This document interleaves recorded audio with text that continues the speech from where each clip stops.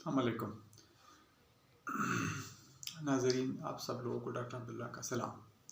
आज हम एक ऐसे टॉपिक के बारे में बात करेंगे जो कि सोसाइटी में काफ़ी कॉमन है। काफ़ी मरीज़ इस मसले के साथ आते हैं और सही गाइडेंस न होने की वजह से अक्सर पेचीदगियाँ पैदा हो जाती है, ट्रीटमेंट डिले हो जाता है। मैं बात कर रहा हूँ सेक्सुअली ट्रांसमिटेड डिजीज़ के बारे में, या वो अमराज जो जिनसी ताल्लुकात की वजह से फैलते हैं और क्यों फैलते हैं, क्या किया जाए, किस डॉक्टर के पास चला जाए। आज हम इनके बारे में बात करेंगे। सेक्सुअली ट्रांसमिटेड डिजीज़ मुख्तलिफ़ किस्म की जरासीमों की वजह से लग जाते हैं पेशेंट से पेशेंट को। एक पेशेंट अगर इन्फेक्टेड हो, दूसरे को लग जाते हैं अगर जिनसी ताल्लुक हो।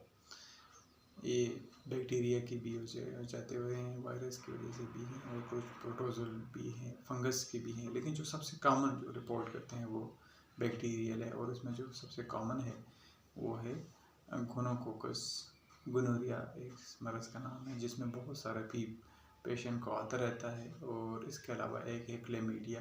ये भी एक बैक्टीरियल इन्फेक्शन है जो कि जिनसे ताल्लुक़ की वजह से एक पेशेंट को दूसरे को ट्रांसफ़र हो जाता है। अमूमन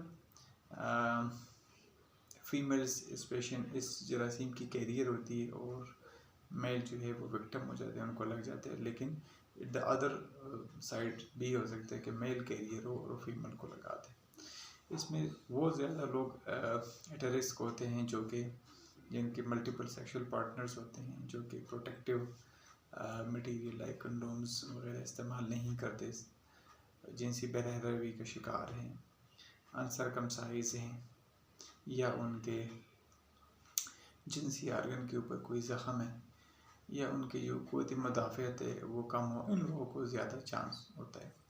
वायरल इन्फेक्शन जो जिनसी ताल्लुक़, उसमें जो सबसे कॉमन और ख़तरनाक है वो है HIV, जिसे हम सब लोग पहले से ही रोशनास है, लेकिन लकीली इतना कॉमन नहीं है जितना ये बाकी बैक्टीरियल है।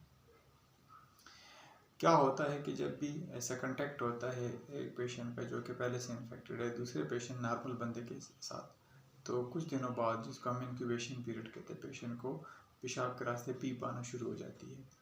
ये पीप गोनोरिया की वजह से अगर हो तो बहुत ज़्यादा मकदार में होती है, येलो रंग की, मिल्की येलोइश रंग की आती है और काफ़ी ज़्यादा मकदार में होती है। पेशेंट को पेशाब में बहुत सारा जलन भी होता है, समटाइम पेशाब रुक भी जाता है। और अगर क्लेमीडिया की वजह से हो तो उसका जो डिस्चार्ज होता है या जो पानी निकलता है वो मकदार में कम भी होता है, ज़्यादा थिक भी नहीं होता। लेकिन उसके साथ भी पेशेंट को दर्द भी होता है, पेशाब रुक रुक के आना। इनके साथ बुखार का भी हुआ जा सकता है। इसके अलावा इन्फेक्शन इधर से स्प्रेड करके अगर मेल पेशेंट है तो टेस्टिस को भी इन्वॉल्व कर सकते हैं, गोलियों तक भी पहुंच जाते हैं, जिसको हम आर्थराइटिस कहते हैं। होता क्या है कि इस कंडीशन में अक्सर लोग आम डॉक्टर के पास चले जाते हैं और उसको चूँकि आइडिया नहीं होता कि ये क्या कंडीशन है, तो वह आम एंटीबायोटिक इसको प्रिस्क्राइब करते हैं, जिसकी वजह से मरीज़ का काम ये इन्फेक्शन वाला मसला लंबा हो जाता है। इस लंबे होने की वजह से जो यूरेथ्रा है या वो पाइप जिससे पेशाब पास होता है वो अक्सर इतना डैमेज हो जाता है कि इस मरीज़ को फिर लाइफ लॉन्ग वो नाली मुतासिर हो जाती है और उसको पूरी ज़िंदगी ये पेशाब का मसला फिर लगा रहता है, क्योंकि प्रॉपरली ट्रीट नहीं किया गया। लिहाजा यहाँ पर मुतल्लिका स्पेशलिस्ट, जिसको यूरोलॉजिस्ट कहते हैं, उसके पास जाना चाहिए ताकि इसका जो भी रिकमेंडेड इलाज है वो हो तो मरीज़ 1 हफ्ते के अंदर अंदर बिल्कुल नॉर्मल हो सकता है। ऐसे पेशेंट को जब भी ये मसला ठीक हो जाए उसके बाद कुछ स्क्रीनिंग टेस्ट भी करने चाहिए ताकि उसको इस इन्फेक्शन के अलावा बाकी कोई और तो नहीं लगे। इसके अलावा कोशिश करनी चाहिए कि किसी किस्म का इस तरह का सेक्सुअल कंटेक्ट न हो, और अगर हो तो प्रोटेक्टेड हो। तो ये इससे प्रिवेंशन का सबसे बेस्ट तरीका है। Thank you.